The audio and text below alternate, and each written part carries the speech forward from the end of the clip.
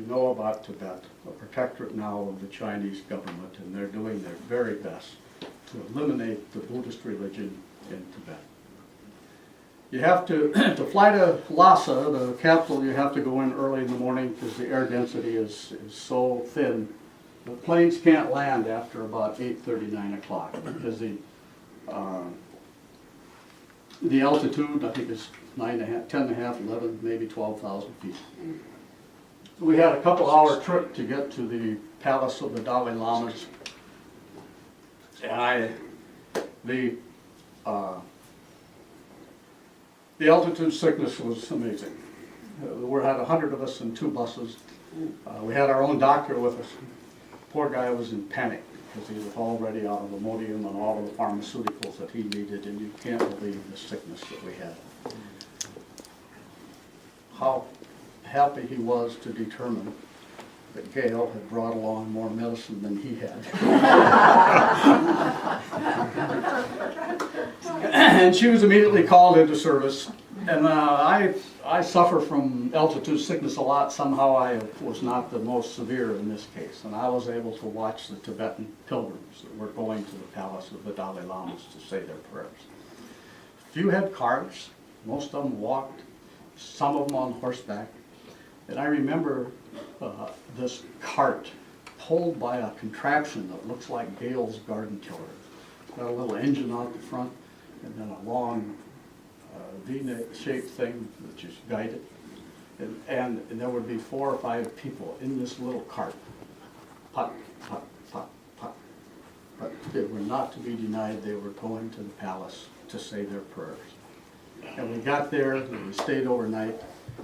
It was another 1,500 feet, I think, up in buses, and then another 700 feet that we had to walk to actually get up to the palaces.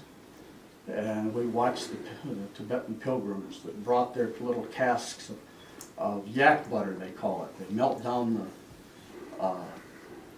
the marrow in the yak. I liken it to a beefalo type thing. And they walk from place to place, and they say their prayers to the big soup cauldrons, gold-plated cauldrons that have the ashes of the previous Dalai Lama. Boy, you talk about prayer. You'll want to pray after you see what they do, because they're not going to be denied their opportunity to pray.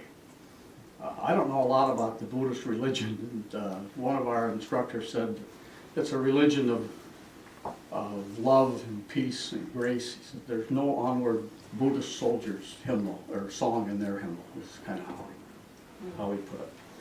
We left Tibet, went back into China, and spent a couple days in Beijing. And this has been 12, 13 years ago, and many of you have been there since then. But what a bustling, phenomenal city, how advanced China really is.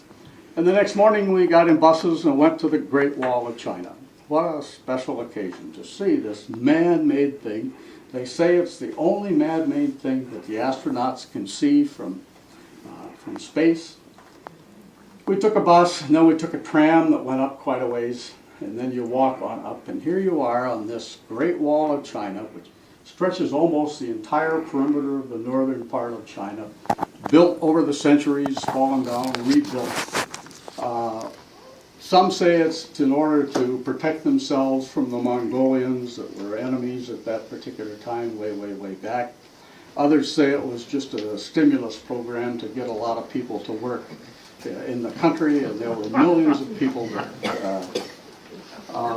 were killed in the construction of the Great Wall of China. I was walking along on the Great Wall of China and enjoying it and looking at the scenery and seeing the construction, the history of it, and I walked around this corner, and here's a Chinese military female in a brown, dark uniform with the cap with the ear flaps up like that, and a red star right in the middle. And there's a little sign and a red phone there, and it says, "Call home, $10. And I walked over and I says, "If I give you $10, can I call home?" "You give $10, you call home." So I gave her $10, and I gave her the number, 605-229-1576. And I called my friend Jerry Nichols from the Great Wall of China in Aberdeen, South Dakota. I Googled it, 6,362 miles. By the time she dialed the number and I got the phone up to my ear, it was ringing. And just a few seconds later, somebody said, hello. And I say, greetings from the Great Wall of China. And he says, Loren, is that you? I said, it is, and I'm calling you from the Great Wall of China. And he says, Loren, I'm so glad you called. I have been worried about all of these weird, strange places that you're traveling to. And I want you to know that every morning I say a prayer for you that you will be safe and get home okay. 6,263 miles, or 6,362. And what happens?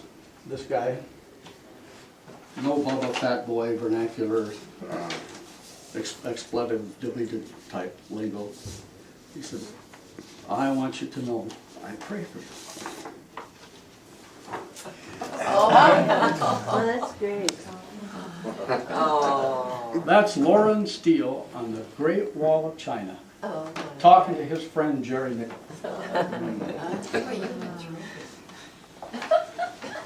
Looks like fad.